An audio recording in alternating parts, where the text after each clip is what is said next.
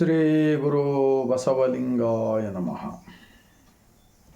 ವಿಶ್ವಗುರು ಜಗಜ್ಯೋತಿ ಜಗತ್ತಿನ ಮೊಟ್ಟ ಮೊದಲನೇ ಪಾರ್ಲಿಮೆಂಟ್ ಅನುಭವ ಮಂಟಪ ಪ್ರಜಾಪ್ರಭುತ್ವ, ಆ ಮೂಲಕ ಸರ್ವ ಸಮಾನತೆಗಾಗಿ ಸಕಲ ಜೀವಾತ್ಮರ ಲೇಷಿಗಾಗಿ ಅನುಭವ ಮಂಟಪ ಸ್ಥಾಪನೆ ಮಾಡಿದರು. ಆ ಮೂಲಕ ಉತ್ಪಾದಕ ದುಡಿಯುವ ವರ್ಗದವರೆಲ್ಲರನ್ನು ಒಂದುಗೂಡಿಸಿ ಅವರೆಲ್ಲರಿಗೆ ಒಬ್ಬನೇ ಒಬ್ಬ ದೇವರು, ಅಂತಹ ದೇವನಿಗೆ ಮೂರ್ತಿ ಇಲ್ಲ, ಗುಡಿ ಇಲ್ಲ, ಗುಂಡಾರವಿಲ್ಲ,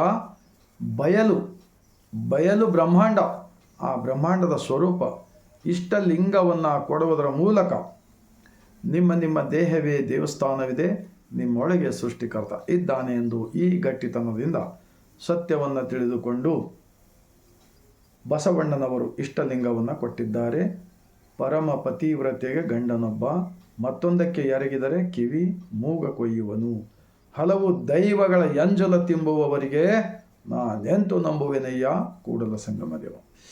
ಈ ವೈಜ್ಞಾನಿಕ ಸತ್ಯವನ್ನು ಇವತ್ತು ಭಾರತ ದೇಶದಲ್ಲಿರ್ತಕ್ಕಂಥ ನಾವೆಲ್ಲರೂ ಒಂದು ವೇಳೆ ಆಚರಣೆಯಲ್ಲಿ ತಂದಿದ್ದೇ ಆದರೆ, ಇವತ್ತೇನು ನಮ್ಮ ದೇಶದ ಸನ್ಮಾನ್ಯ ಪ್ರಧಾನಮಂತ್ರಿಜಿಯವರು ಕೊರೋನಾ ಸಮಯದಲ್ಲಿ ಲಾಕ್ಡೌನ್ ಮಾಡಿದರು. ಆವಾಗ ಎಲ್ಲರೂ ತಮ್ಮ ತಮ್ಮ ಮನೆಗಳಲ್ಲಿ ಉಳಿದುಕೊಂಡಿದ್ದರು. ಹಾಗೆಯೇ ಇವತ್ತು ಹೊರ ದೇಶದಲ್ಲಿ ಇಜ್ರಾಯೆಲ್, ಅಮೆರಿಕಾ ಮತ್ತು ಇರಾನ್ ಇವುಗಳ ಮಧ್ಯೆ ಯುದ್ಧವನ್ನು ನಡೀತಾ ಇದೆ. ಆ ದೇಶಗಳಿಂದ ಪೆಟ್ರೋಲ್, ಡೀಸೆಲ್ ನಮ್ಮ ದೇಶಕ್ಕೆ ಬರುತ್ತದೆ ಅಂತ ಹೇಳ್ತಾರಲ್ಲ, ಆ ಪೆಟ್ರೋಲ್ ಈಗ ಇನ್ನು ಮುಂದೆ ಅಭಾವ ಆಗಲಿದೆ, ಕಡಿಮೆ ಆಗಲಿದೆ ಅಂತ ಕಾರಣಕ್ಕಾಗಿ ನಾವು ಎಲ್ಲರೂ ವಾಹನಗಳನ್ನು ಹೆಚ್ಚೆಚ್ಚು ಬಳಸಲಾರದೆ ನಮ್ಮ ಕೆಲವು ಮನೆಗಳಲ್ಲಿ ಉಳಿದುಕೊಂಡು ವರ್ಕ್ ಮಾಡ್ತಕ್ಕಂಥದ್ದಾಗಲಿ, ಇನ್ನೂ ಅನೇಕ ರೀತಿಯಿಂದ ಪೆಟ್ರೋಲ್, ಡೀಸೆಲ್ ಉಳಿಸಬೇಕು. ಅದಕ್ಕೆ ಲಾಕ್ಡೌನ್ ಎಂದು ಹೇಳುತ್ತಿದ್ದಾರೆ. ನಿಜ, ಆ ಕಾರಣಕ್ಕಾಗಿ ಉಳಿತಾಯ ಮಾಡಬಹುದು. ಇನ್ನೊಂದು, ಬಸವಣ್ಣನವರು ಸ್ಥಾಪಿಸಿದ ಅನುಭವ ಮಂಟಪದ ವಿಚಾರಗಳನ್ನು ನಾವೆಲ್ಲರೂ ಒಂದು ವೇಳೆ ಈ ದೇಹವೇ ದೇವಸ್ಥಾನವಿದೆ ಎಂದು ತಿಳಿದುಕೊಂಡು ನಾವು ಈ ಗುಡಿ ಗುಂಡಾರಗಳನ್ನು, ಈ ತೀರ್ಥಕ್ಷೇತ್ರಗಳನ್ನು, ಈ ಧರ್ಮಸ್ಥಳಗಳಲ್ಲಿ ಅಲ್ಲಿ ದೇವರಿದ್ದಾನೆ, ಇಲ್ಲಿ ದೇವರಿದ್ದಾನೆ ಅಂಥೇಳಿ ಇವತ್ತು ಭಾರತ ದೇಶದಲ್ಲಿ ಕೋಟಿಗಟ್ಟಲೆ ವಾಹನಗಳು ತಿರುಗುತ್ತಾ ಇವೆ. ಅವು ಅಲ್ಲಿ ಹೋದರೂ ಕೂಡ ನಿಜವಾಗಿರ್ತಕ್ಕಂಥ ದೇವರು ನಮಗೆ ಸಿಗುವುದಿಲ್ಲ. ಇವತ್ತೇನಾದರೂ ಎಮರ್ಜೆನ್ಸಿ ನಾವು ವಾಹನಗಳನ್ನು ಬಳಸಬೇಕಾದ್ರೆ ಒಂದು ಆರೋಗ್ಯದ ದೃಷ್ಟಿಯಿಂದ ಒಂದು ಬಹಳ ಜರೂರಿಯಾಗಿರ್ತಕ್ಕಂಥ ಕಾರ್ಯಕ್ಕೆ ನಾವು ಹೋದರೆ ಅದು ಒಳ್ಳೆಯದು.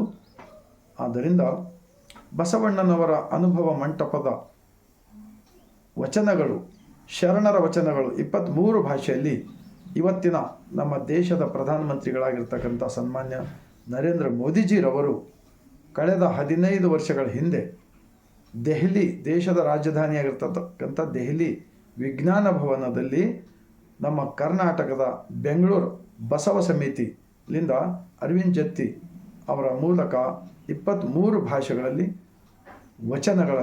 ವಚನ ಗ್ರಂಥಗಳನ್ನು ಬಿಡುಗಡೆ ಮಾಡಿದ್ದಾರೆ ನಮ್ಮ ದೇಶದ ಸನ್ಮಾನ್ಯ ಪ್ರಧಾನಮಂತ್ರಿಜಿ ಮೋದಿಜಿರವರು. ಮತ್ತು ಲಂಡನ್ನಲ್ಲಿ ಮಹಾತ್ಮ ಬಸವಣ್ಣನವರ ಮೂರ್ತಿಯನ್ನು ಉದ್ಘಾಟನೆ ಮಾಡಿದ್ದಾರೆ. ಮತ್ತು ಅಮೆರಿಕಾದಲ್ಲಿ ಕೆಲವು ದೇಶಗಳಲ್ಲಿ ಹೋಗಿ ಬಸವಣ್ಣನವರ ಬಗ್ಗೆ, ಅವರ ವಿಚಾರಗಳ ಬಗ್ಗೆ ಗುಣಗಾನ ಮಾಡಿದ್ದಾರೆ. ನಮಗೆ ಬಹಳ ಸಂತೋಷವಿದೆ. ಆ ಕಾರಣಕ್ಕಾಗಿ ನಾನು ಒಂದು 3 ವಚನಗಳನ್ನು ಹೇಳುತ್ತೇನೆ. ಆ ಮೂಲಕ ಈ ಗುಡಿಗುಂಡಾರಗಳ ಬೆನ್ನು ಹತ್ತಿ ತಿರುಗ್ತಕ್ಕಂಥ ಕೋಟಿಗಟ್ಟಲೆ ವಾಹನಗಳನ್ನು ಒಂದು ವೇಳೆ ನಾವು ಅರ್ಥ ಮಾಡಿಕೊಂಡು ಅವುಗಳನ್ನು ಬಿಟ್ಟರೆ ನಮ್ಮ ಗ್ರಾಮ ಪಟ್ಟಣಗಳಲ್ಲಿ ಅನುಭವ ಮಂಟಪಗಳು, ಬಸವ ಮಂಟಪಗಳು, ಯಾವ ರೀತಿ ಮುಸಲ್ಮಾನರು ಮಸ್ಜಿದ್ಗೆ ಹೋಗ್ತಾರೆ, ಕ್ರೈಸ್ತರು ಪ್ರಾರ್ಥನಾ ಕೇಂದ್ರಕ್ಕೆ ಹೋಗುತ್ತಾರೆ, ಬೌದ್ಧರು ಅವರವ್ರದ ಪ್ರಾರ್ಥನೆ ಮಾಡುತ್ತಾರೆ, ಅದೇ ರೀತಿ ಸಿಖ್ಖರು ಅವರ ಧರ್ಮದ ಗ್ರಂಥದ ಮೂಲಕ, ಹಾಗೆ ಇಡೀ ಎಲ್ಲ ವರ್ಗದವರನ್ನು ಕೂಡಿಸಿ ಕಟ್ಟಿರ್ತಕ್ಕಂಥ ಅನುಭವ ಮಂಟಪದ, ಅದಕ್ಕೆ ವಿಶ್ವ ಸಂವಿಧಾನದ ಗ್ರಂಥವೆಂದು ಹೇಳುತ್ತಾರೆ. ಅದು ಕೂಡ ಮೋದಿಜಿರವರಿಗೆ ಗುರುತಿದೆ. ಆ ಕಾರಣಕ್ಕಾಗಿ ಇವಾಗ ಒಂದು ಬಸವಣ್ಣನವರ ವಚನ. ಇವನಾರವ ಎಂದೆನಿಸದಿರಯ್ಯ, ಇವನು ನಮ್ಮವ ಎಂದೆನಿಸಯ್ಯ ಕೂಡಲ संगम देव, ನಿಮ್ಮ ಮಹಾಮನೆಯ ಮಗನೆಂದೆನಿಸಯ್ಯ. इस वचन का भावार्थ क्या होता है इंसान इंसान के अंदर जात पात भेदभाव मत करो। वो सब हम एक ही सृष्टि का मालिक का बच्चे हैं। माँ बाप अलग अलग होंगे, लेकिन हम सबको एक रूप में पैदा करके इस धरती पे पिकने वाला अनाज, हवा, आसमान के सूरज का उजाला, ये सारे जितने बाहर है उतना अंदर है, जितना अंदर है उतना बाहर है, ये विचार के साथ होता है इस बसवಣ್ಣ जी का वचन। ಇನ್ನೊಂದು ಬಸವಣ್ಣನವರ ವಚನ, ಜಾತಿ ಹಿಡಿದು ಸೂತಕವನ್ನು ಅರಸುವೆ, ಜ್ಯೋತಿ ಹಿಡಿದು ಕತ್ತಲೆಯನ್ನು ಅರಸುವೆ, ಇದೇಕೋ ಮರುಳ ಮಾನವ ಜಾತಿಯಲ್ಲಿ ಅಧಿಕನೆಂಬೆನು, ವಿಪ್ರರು ಶತಕೋಟಿಗಳಿದ್ದಲ್ಲಿ ಫಲವೇದು, ಭಕ್ತ ಶಿರೋಮಣಿ ಎಂಬುದು ವಚನ। ನಮ್ಮ ಕೂಡಲ ಸಂಗನ ಶರಣರ ಪಾದ ಪರುಷ ನಂಬು ಕೆಡಬೇಡ ಮಾನವ, ಕೆಡಬೇಡ ಮಾನವ।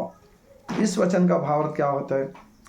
जात पात ऊंच नीच भेदभाव से कोई प्रगति नहीं होगा, एक दूसरे से दुश्मनी बढ़ेगा।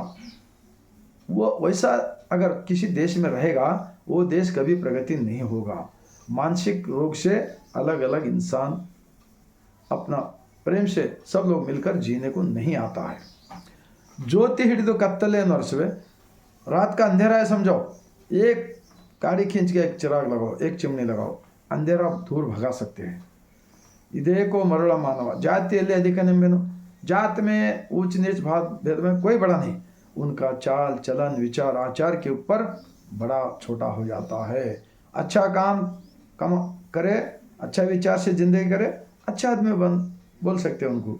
जो बुरे लोगों को धोखा करके झूठे भगवानों का प्रचार करके लोगों को लूटने वालों को, ये विदेशी लोग होते हैं, ये लोग देशद्रोही लोग होते हैं, ऐसा मालूम होता है वचनों के आधार के ऊपर मैं पढ़ने के बाद में। ಇನ್ನೊಂದು ಬಸವಣ್ಣನವರ ವಚನ,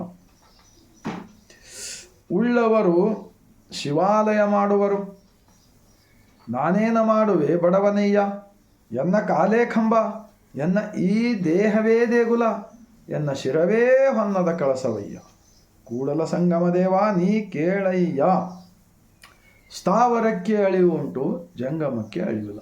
देखो, इंसानों के हाथों से बनाए हुआ मूर्तियों, आज बहुत सारे मंदिरों में से सोने चांदी की मूर्ति चोरी हो गई। सो मैं न्यूज़पेपर में पढ़ा हूँ बहुत सारे, और अभी तक कोई मूर्ति किसी को कुछ नहीं दिया, एक पैसा भी नहीं दिया।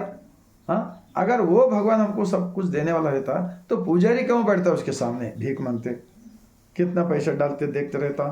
हाँ, ये सब जो भी हम शरणों का वचन का किताब पढ़ने के बाद में असली जो देश को जो मूल संपन्न मूल का जो पेट्रोल हो, डीजल हो, जो भी अनाज हो, जो वेस्ट हो रहा है भगवान के नाम पे, इनके जिम्मेदार जो बसवಣ್ಣ जी का नाम लेकर उनका विचार का अपोज में जो कर रहे लोग, वही लोग आगे के दिनों में देशद्रोही लोग होते हैं। इस वचन के आधार के ऊपर बात कर रहा हूँ मैं। तो इतना ही विनंती करूँगा मैं, धनवान लोग मंदिर बना सकते हैं। हमारा देश के अंदर 140-45 करोड़ जनता है ना, कम से कम 100 करोड़ लोगों को, जनताओं को अच्छा मकान नहीं है, तो वो लोग मंदिर बना सकते क्या बताओ? तो कुछ गांव के गरीब लोगों के अंदर दिमाग के अंदर जो झूठा प्रचार करके उनसे धन लूट कर जो मंदिर बना के यात्रा बनाना, और दोबारा पैसा हर साल को वसूल करना, ये जो चल रहा है ना, सारे बसवा कल्याण के अनुभव मंडप के जो वचनों का खिलाफ में ये लोग काम कर रहे हैं, उसको विरोध में कर रहे हैं। तो लोग कैसा सुधरेगा बताओ? कौन अपने दुश्चಟ दुर्गुण दुर्नडते भ्रष्टाचार सुಳ್ಳು कल्लु मोस वंचने इवेल्लवू ये सब जाने के वास्ते अनुभव मंडप की ज़रूरत है। उनको मालूम है इन लोगों को भी, एक तरफ बसवಣ್ಣ जी का नाम लेते, एक तरफ अंधश्रद्धा प्रचार करते हैं। हाँ, तो दिन में ही आंखों में मट्टी डाल रहे लोग, ऐसा करना देखते जा रहे हैं हम भी। मैं तो 26 साल पहले वचन पढ़ना शुरू कर दिया, उसके बाद में अभी तलक मैं अभी बसवा कल्याण में रहता हूँ, लेकिन बसवಣ್ಣ जी का मूर्ति के अंदर मैं भगवान को नहीं मानता, क्योंकि उन्होंने कहा है ನನಗಿಂತ ಕಿರಿಯರಿಲ್ಲ, ಶಿವಭಕ್ತರಿಗಿಂತ ಹಿರಿಯರಿಲ್ಲ, ನಿಮ್ಮ ಪಾದ ಸಾಕ್ಷಿ यन्न मनसाक्षी कूड़ल संगम देवा यनगिदे दिव्य। क्या होता है इसका मतलब? उनका बात अगर सुनेंगे तो असली भगवान का दर्शन यहाँ होता है। तो उन्होंने बसवण्णा जी को मैं महान गुरु मानता हूँ। कभी कभी भावुक होकर मैं भगवान को स्वरूपिक भी मानता हूँ, क्योंकि ये जो जितने भी 33 करोड़ भगवान बनाए ना, ऐसा विचार कोई अभी तक नहीं बताए, कोई नहीं बताए, कोई स्कूल की शिक्षण में भी नहीं है।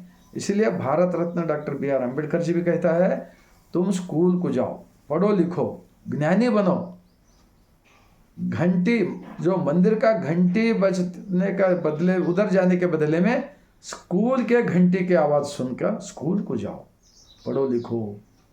उसके बाद में तुम ऐसे शरणों का वचन भी पढ़ सकते हो ना, पढ़े लिखे तो पढ़ सकते हैं, ज्ञानी हो गए तो ज्ञान पा सकते हैं ना।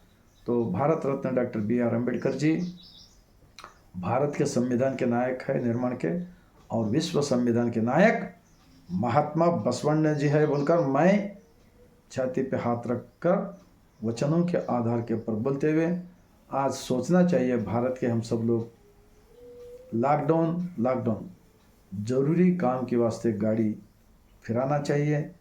जो जरूरी नहीं, जो झूठे विचारों के पीछे पड़कर हमारे देश का पेट्रोल डीजल वेस्ट मत करो, उससे गरीब लोगों को महंगा पड़ेगा। मैं इतना बोलते हुए लास्ट में, अगर आप सबको दिल में अगर दिल रहा, वचन का किताब पढ़िए, सभी भाषाओं में मिलता है, तो एक खुद आचरण में थोड़ा थोड़ा लाकर भारत के रहने वाले 145 करोड़ भारतवासियों को ऐसा विचार पहुंचाने का काम कीजिए। बहुत बड़ा पुण्य का काम होता है, और देश का अनाज, पेट्रोल, डीजल, जो भी संपन्नमूल है वो सब को बचा सकते हैं। इतना मैं बोलकर लास्ट में और एक बार बसवा कल्याण की ज़मीन से दुनिया के सभी लोगों को मैं सर झुकाकर शरण करता हूँ।